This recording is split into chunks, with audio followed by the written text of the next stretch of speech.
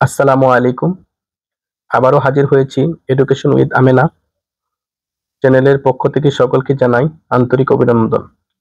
যারা এই চ্যানেলটি দেখতেছেন তাদের কাছে আমার একটা অনুরোধ, আপনারা এই চ্যানেলটাকে বেশি বেশি সাবস্ক্রাইব করেন। সাবস্ক্রাইব করলে আপনারা নতুন নতুন টিউটোরিয়াল সাথে সাথে পেয়ে যাবেন। তবে আজকের টপিকসটা হলো নবম দশম শ্রেণীর পরিসংখ্যান অধ্যায়ের প্রচুরক সম্বন্ধে। কিভাবে সারণী থেকে প্রচুরক নির্ণয় করব, এই প্রশ্নটার উত্তর আমরা আজকে সমাধান করব। তাহলে আমি দেখি 50 জন শিক্ষার্থীর গণিত বিষয়ে প্রাপ্ত নম্বরের গণসংখ্যা সারণী দেওয়া হলো। এই একটা সারণী, এই সারণীতে দুইটা জিনিস থাকে, একটা হলো শ্রেণীব্যাপ্তি আর একটা হলো গণসংখ্যা। উপরের এটা হলো শ্রেণী 51 থেকে 55, এটা প্রথম শ্রেণী, 56 থেকে 60 দ্বিতীয় শ্রেণী, এটা তৃতীয় শ্রেণী, ওটা চতুর্থ শ্রেণী। প্রত্যেকটা শ্রেণীর নিচে কিন্তু গণসংখ্যা আছে। এই 16 প্রথম শ্রেণীর গণসংখ্যা, 19 দ্বিতীয় শ্রেণীর গণসংখ্যা, তৃতীয় শ্রেণীর গণসংখ্যা, চতুর্থ শ্রেণীর গণসংখ্যা দেওয়া আছে। এখানে আমরা বলছে প্রশ্নটা ক নাম্বার, প্রদত্ত সারণী হতে প্রচুরক নির্ণয় করো। তা আমরা প্রচুরক জিনিসটা তো বুঝি। প্রচুরক বলতে আমরা কি বুঝি?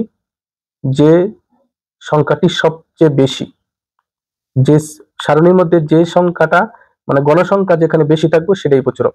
আমরা এখানে দেখতেছি গণসংখ্যার মধ্যে 19 হলো এনে সর্বাধিক, সবচেয়ে বেশি হলো 19 গণসংখ্যাটা হলো প্রচুরক। আমরা এখানে লিখবো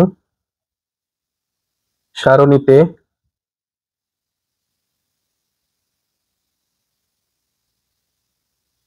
উনিশ গণসংখ্যা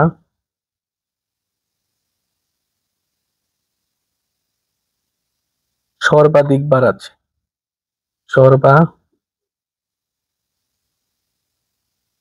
বার আছে। 19 গণসংখ্যা সর্বাধিক বার আছে কোন শ্রেণীর? এই যে 19-এর উপরে যে শ্রেণীটা আছে 56 থেকে 60, এই শ্রেণীতে 56 থেকে 60 শ্রেণীতে। ঠিক আছে, 19 যদি প্রচুরক হয়, কথাটা বুঝি আমরা, 19 যদি প্রচুরক হয় আর 19 যদি এই শ্রেণীর থাকে, তাহলে এটাই হলো প্রচুরক শ্রেণী। 56 থেকে 60 এই শ্রেণীটাই হলো প্রচুরক শ্রেণী। তাহলে লিখবো অতএব প্রচুরক শ্রেণী, অতএব প্রচুরক শ্রেণী কত? 56 থেকে 60। এখন আমরা প্রচুরক বের করব। যখনই আমরা শ্রেণী বের করে ফেলেছি, এখন আমরা প্রচুরক বের করব।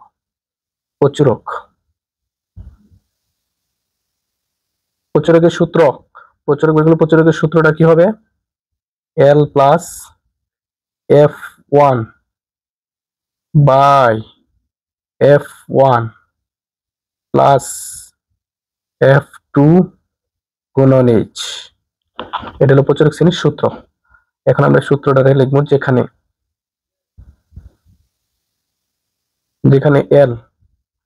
L তে আমরা বুঝি প্রচুরক শ্রেণী নিম্নসীমা। এই যে 56 থেকে 60 এটা প্রচুরক শ্রেণী, এর নিম্নসীমা হচ্ছে 56 আর উচ্চ সীমা হচ্ছে 60। আমরা নিম্নসীমা নিব, নিম্নসীমা হলো 56, L এর মান 56, প্রচুরক শ্রেণী নিম্নসীমা। F1, এখন আমরা F1 বার করব। F1 কিভাবে বার করে? F1 বলতে আমরা বুঝি প্রচুরক শ্রেণীর গণসংখ্যা কত? 19, লিখবো 19 প্রচুরক শ্রেণীর গণসংখ্যা মাইনাস এই আগের শ্রেণীর গণসংখ্যা কত? 16, এই হলো 16। তাহলে 19 থেকে 16 গেলে থাকে কত? 3। আচ্ছা, F2 কি ব্যবহার করে বের করি।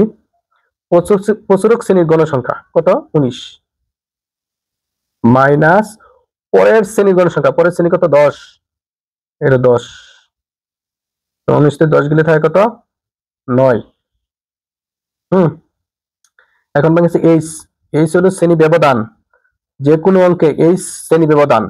এই যে এটা ব্যবধান 56 থেকে 60, আমরা 56 তে গুনি, 56 1, 57 2, 58 3, 59 4, 60 5, এটা হলো শ্রেণী ব্যবধান। প্রত্যেকটা শ্রেণীর ব্যবধান 5।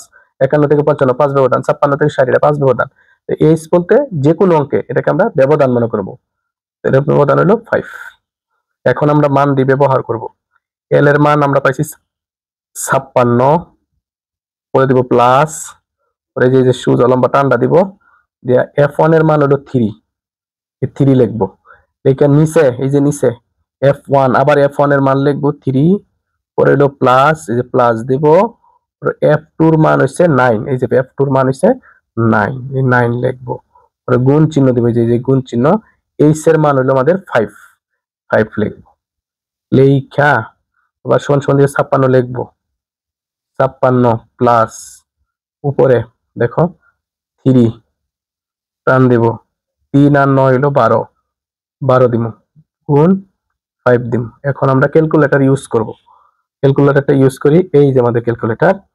প্রথম দিব 56, এই হলো 56, প্রথম 56 পরে দিব প্লাস, এই হলো প্লাস, প্লাসের পরে আমরা দেব কি 3, এই হলো 3, পরে এই যে এই টানটার জন্য দিব ভাগ, এই ভাগ, পরে দিব 12, এই দিব 12, পরে গুণ দিব 5, এই গুণ 5।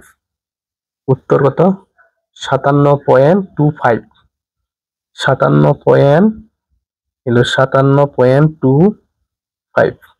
তাহলে নির্ণয়ে প্রচুরক আমরা লিখতে পারি, নির্ণয়ে প্রচুরক, নির্ণয় প্রচুরক কত? 57.5। এটাই আমাদের উত্তর। ঠিক আছে, আজকে এই পর্যন্ত।